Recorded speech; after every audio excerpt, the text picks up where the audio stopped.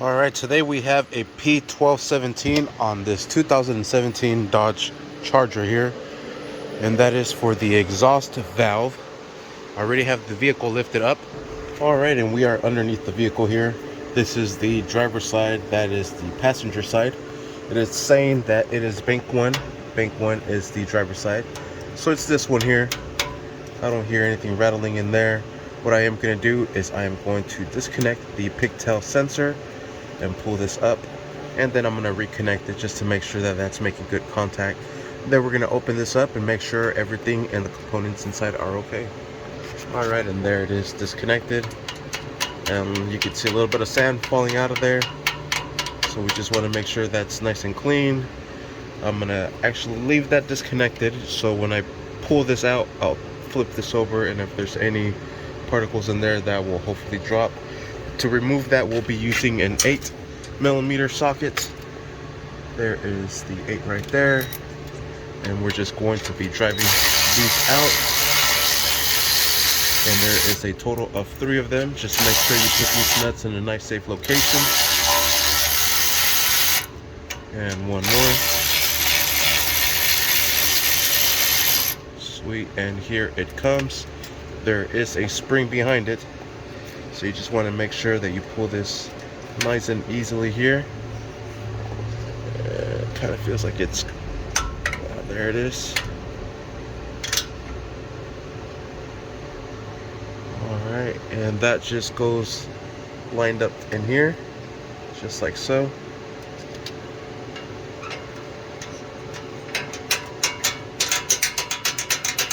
And the valve sounds okay. So we're just going to put it back into the position here. Give it a nice little tap. Any little debris that are in there. Sweet. We'll put this sucker back into place. Make sure that spring is going back in there perfectly. Just try to line everything up. Alright, I got it in there. This was actually kind of a little difficult to get in there. I had to remove the spring, set it on the plate back there, compress this together, and then with a small little flathead where the spring attaches to the base itself, I had to press it in, and there it's locked into place now. We'll put these nuts into place and secure this down, and we'll connect that pigtail, and we'll clear the code. We'll drive the car, and if it comes back on, then this whole mechanism here, this little motor, will have to be replaced. And we'll secure this back down with the 8mm. There it is, not too tight, it is plastic. Cool.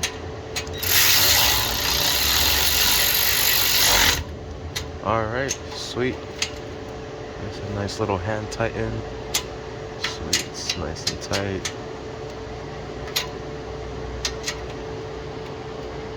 Alright, and we'll clear that code.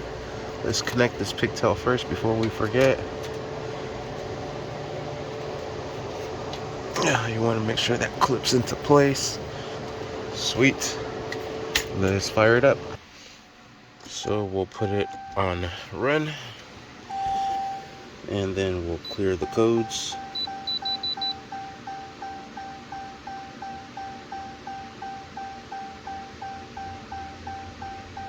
And it should still probably have a permanent. Yeah, there it is. But the stored and the pending are gone. Let's fire it up. Let's see if the code comes back on. No, I don't. I want to just link it.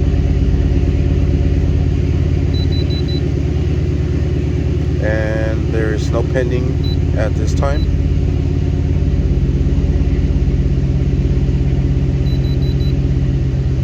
No pending. I wonder if maybe I put it on Super Scatpack, sports mode on, sports mode setup, sport, steering, Sport, normal. Alright, everything is on sport. Traction, engine transport. Sweet. So I think maybe that valve should open up there. Let's blink it one more time.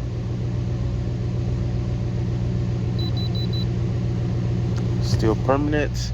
There is no pending. The pendings are the ones that you want to worry about. So as of now, there it is. Everything's back to normal.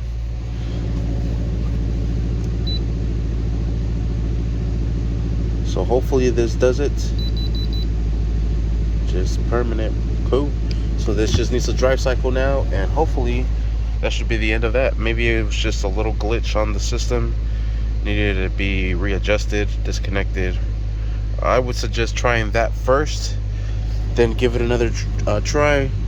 Hopefully that pending does not come back, that permanent disappears, and you're good to go. If not, then maybe that little module needs to be replaced. Nothing yet. Thank you for watching. Please like and subscribe. Alright, and after a cool minute, the pending came back on. So we're going to replace that unit. Pending is still there.